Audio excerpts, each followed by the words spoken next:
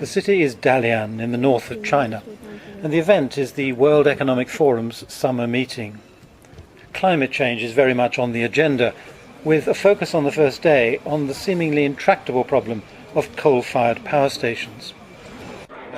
Coal is still the most significant source of power generation in the world, in some of the most powerful countries in the world, and where there are powerful vested interests in maintaining fossil fuel as the source of power generation for years and years to come, because it's a relatively abundant resource.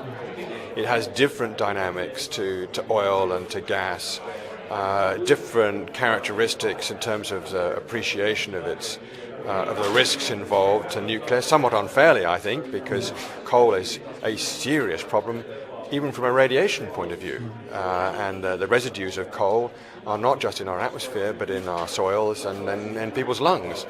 So this is a major global business that has severe environmental and human health consequences, and we are apparently stuck with it for several years to come.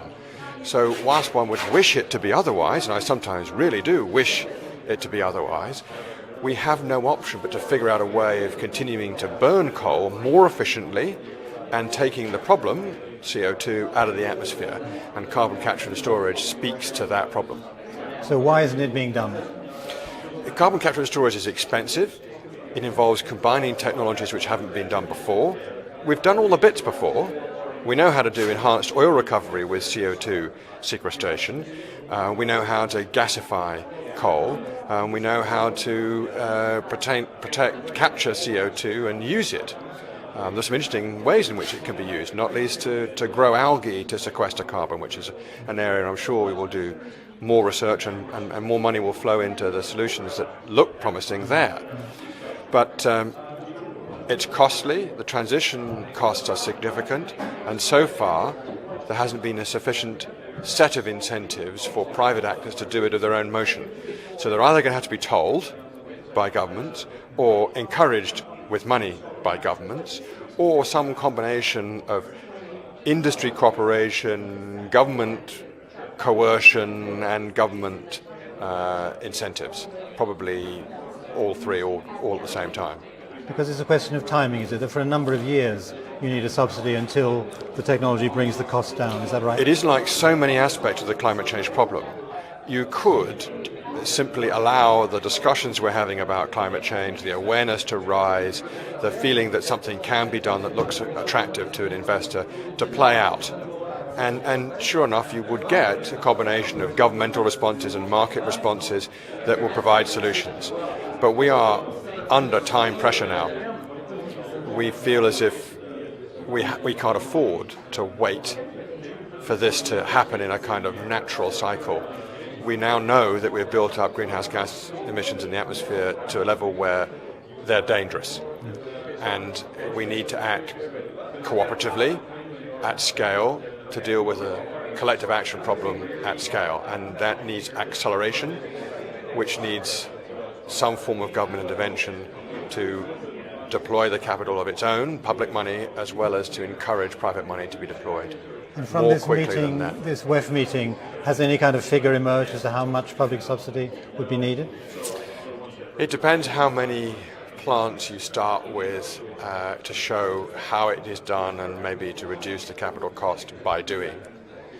There are various numbers around. I wouldn't want to be tied to them. My colleagues at Climate Change Capital are much better informed about the specifics of individual projects, and they vary around the world, as indeed they must, because the geology varies around the world, and to do sequestration, at least depositing it deep into the right kind of spaces in the earth, is a very specific enterprise, and it cannot be generalized.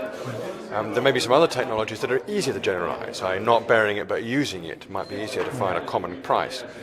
But we are talking about something like $500 million to $1 billion per plant, which seems a lot, but is a manageable amount if there is sufficient will, and that will is both corporate and governmental. So if governments say this is the only way to go, just imagine, for example, governments say you can't burn coal in power plants unless you do carbon capture and storage, and we're going to set a date, 10 years hence. So you've got to organize yourself, if you're a coal-fired power plant, that in 10 years' time you will not be able to continue to, we have no license to operate unless. Now, in the meantime, here is money to help with the transition, and here are 5 projects that are broadly similar to your situation, whether you're in the US or China or India or South Africa or Germany. And at least you're on notice of a change coming, you have some help to get there, and you have some stories to tell between a peer group that can help you develop the technology as fast as is sensible. And hasn't UK come close to saying exactly that? Yes, the UK is working down that route. They've had some bad experience with a competition that didn't quite work. They've certainly indicated that public policy will demand carbon capture and storage from any coal-fired power station, and that the national plan to limit reductions and have them accounted for in the main budget of the economy will mitigate emissions over a period of time, and will make it likely that if you're a coal-fired power station, you will have to have carbon capture and storage attached within certainly the next 10 years. So other countries going the way of UK is partly what's needed? It's certainly, it's absolutely necessary for governments to say very clearly what the environmental and social consequences of burning fossil fuels is, particularly coal, and have some plan for making the transition, which is backed by law. And that's my particular view, that this doesn't work unless there is a sense of duty attached to obligation. And the question was raised about the role of ordinary people, because governments need a mandate. What can be done, those of us that are in the business of trying... You can't expect politicians to be brave unless they get a round of applause afterwards, and the public needs to support this kind of enterprise, and really in meaningful numbers, not just a series of dedicated advocates that we do have in the environment movement, but that's not sufficient.